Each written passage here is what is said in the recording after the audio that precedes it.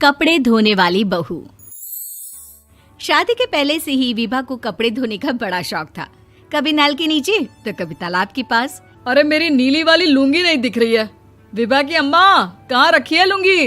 अरे वो तो विभा ने परसों ही धोकर रखी थी आपकी अलमारी में, देखो वहीं होगी। वो ना मैंने आज धो दी, मुझे लगा कि गंदी हो गई होगी। अरे कैसे गंदी हो गई थी? उसे तो मैंने पहना भी नहीं। हे भगवान, इस लड़की के कपड़े धोने की आदत से परेशान हो गया हूँ मैं।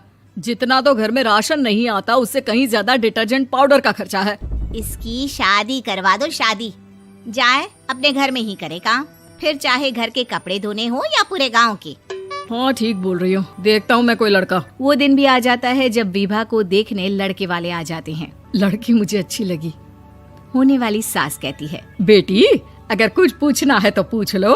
वैसे तो हमारी लड़की बहुत ही शर्मीली है, जो बोल दो वो मान लेती है, इसे क्या पूछना होगा।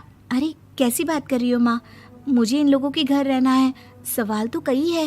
हाँ हाँ बेटा, पूछ लो ना, क्या पूछना है। आप लोगों के घर कपड़े कौन धोता है? सास का मुंह बन जाता है। देखो, अगर तुम ये कहना चाहती हो कि तुम्हें कपड़े धोने नहीं आते तो सुन लो, कपड़े मैं ही धोती हूँ, लेकिन तुम्हारे आ जाने के बाद मैं रुमाल तक नहीं धोऊंगी। अरे चुप रहना भाग्यवान, बहू बेचारी घर आई नहीं, उसे डराना शुरू कर दिया। वो क्या है ना बिटिया, अभी तक तो ये कल्लू की माँ ही धोती थी, लेकिन अब तुम्हारे पापा तो दहेज में वॉशिंग मशीन देंगे ही।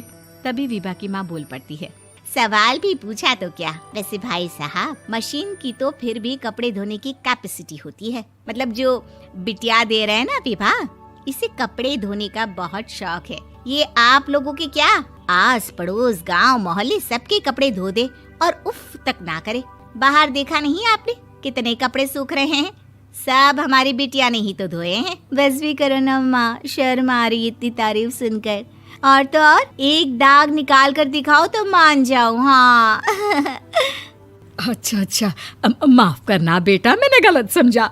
हमें तो रिश्ता बहुत पसंद है। और ऐसे जुड़ जाता है रिश्ता कपड़े धोने का शौक रखने वाली विभा का। उसकी शादी हो जाती है कोयला फैक्ट्री में काम करने वाले कल्लू के साथ। शादी के बाद अचानक विभा चिल्लाती हुई सास के पास आती है। सासू माँ, अरे सासू माँ कहाँ है आप? ये तो धोखा है, धोखा दिया आप लोगों ने मुझे। इसे ससुर के चक्कर के बारे में पता चल गया। अरे तो उसमें तुझे क्यों धोखा मिला है? अरे नल में पानी नहीं आता, कपड़े कैसे कब धुलेंगे? अच्छा, तू पानी नहीं आ रहा उसकी बात कर रही है। तो आपने क्या सोचा? कुछ नहीं।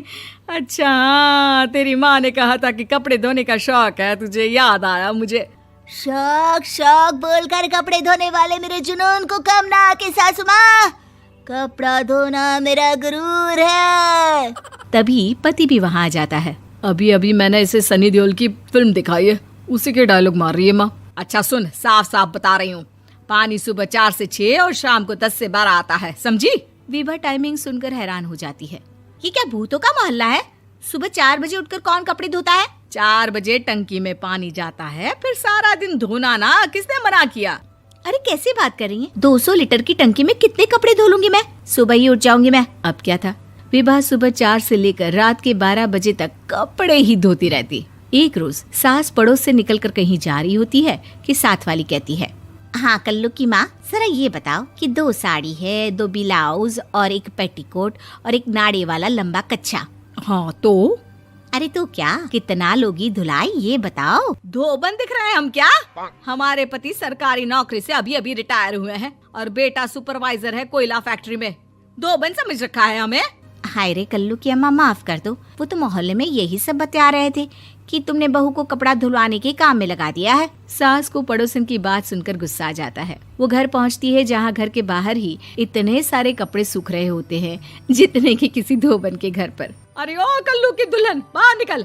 माँ जी यहीं आ जाओ, बाथरूम में चादर धो रहे हैं हम। अरे अभी हम धोते हैं, तुमको बाहर निकलो। ये आस पड़ोस वाले बोल रहे हैं कि हम बहू से कपड़े धुलवा कर उसे कपड़ा धोने वाली बना दिए हैं।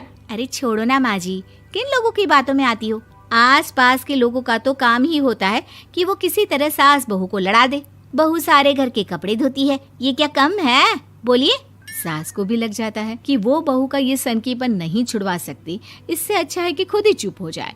एक रोज सास और बहू मंदिर जाते हैं, जहाँ सास की साड़ी वहाँ खड़ी भीख मांगने वाली से मिलती है। माँ जी क्या बात है, आपकी साड़ी उस भिखारन से कितनी मिल रही है ना? हाँ हाँ देखो तो, दोनों की साड़ी मिल रही है। क्या बात है कल्लू की अम्मा, तुम खुद को तो अफसर की बीवी बताती हो और ऐसी सिंपल सी प्लेन साड़ी पहनकर घूमती हो। सिंपल और प्लेन नहीं है ये साड़ी। तो क्या सोने के धागे से फूल बने हैं?